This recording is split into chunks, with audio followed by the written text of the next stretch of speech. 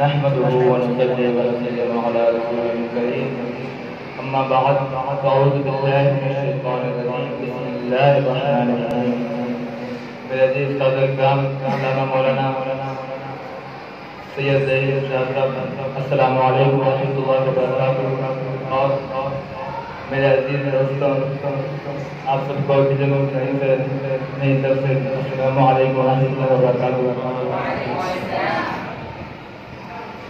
آج کا میرا موضوع حضرت خالد بن ولید اور جہاد پہ اسی حساب سے واقعہ جو میں نے بابا خاتم سے ندوی صاحب سے سنا تھا وہ میں آپ کے سامنے پیش کرنا چاہوں گا۔ ایک جنگ میں سامنے 6 لاکھ رومی لشکر خالد بن ولید کے سامنے کھڑا تھا۔ خالد بن ولید کے ساتھ 36,000 صحابہ کرام ہیں۔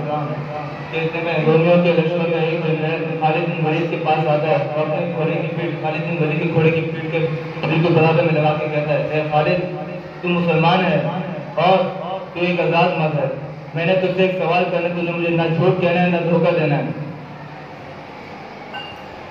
کہ ایسا نہ میں سوال کروں تو میان سے تلوار نکال کے مجھے قتل کر دے، یا پھر میں سوال کروں تو تم نے مجھ سے جھوٹ نہیں کہنا۔ خالد بن ولید نے فرمایا کہ پوچھ، کیا پوچھتا ہے؟ اس رومی نے کہا کیا یہ سچ ہے کہ آسمان سے کوئی تلوار آئی تمہارے نبی پہ اور تمہارے نبی نے تمہیں دی؟ خالد بن ولید نے فرمایا نہیں، ایسا کچھ نہیں ہوا، ایسا کبھی نہیں ہوا۔ اس نے کہا پھر تمہیں لوگ کیوں کہتے ہیں سیف بن سیف اللہ؟ خالد بن ولید نے فرمایا مجھے سیف بن سیف اللہ اس لیے کہتے ہیں کہ میں رسول اللہ صلی اللہ علیہ وسلم نے فرمایا سیف بن سیف اللہ۔ اس رومی نے کہا کہ تمہارے نبی کی زبان میں اتنی برکت ہے، اتنی طاقت ہے کہ تمہیں صرف ایک دفعہ فرمایا اور تم لاکھوں کے لشکر میں اکیلے جا کے فتح حاصل کر لیتے ہو۔ خالد بن ولید نے بولا ہاں ایسے ہی ہے۔ تو پھر اس رومی نے کہا پھر مجھے اس نبی کا کلمہ پڑھاؤ۔ خالد بن ولید نے اس رومی کو کلمہ پڑھایا، پہلے میرے کے 2 رکعت نفل اس رومی کو پڑھائیں اور بس یہ بتایا کہ ہم نماز ایسے پڑھتے ہیں۔ اس رومی نے نماز پڑھنے کے بعد جب خالد بن ولید کے خیمے سے باہر آیا تو پھر بلند آواز ہو کے سارا کام سے کہنے لگا کہ اب کوئی بھی جنگ لڑنے نہیں جائے گا، سب سے پہلے میں شہید ہوں گا۔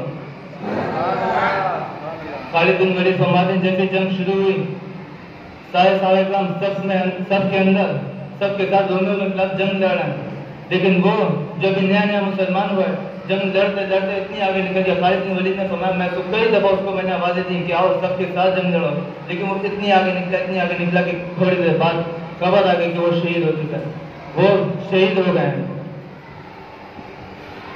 اقبال یعقوب شعر فرماتے ہیں ہو اگر عشق مصطفیٰ سکے نصیب ورنہ رکھا ہے کیا جہان خراب میں، ہو اگر عشق مصطفیٰ سکے نصیب ورنہ رکھا ہے کیا جہان خراب میں۔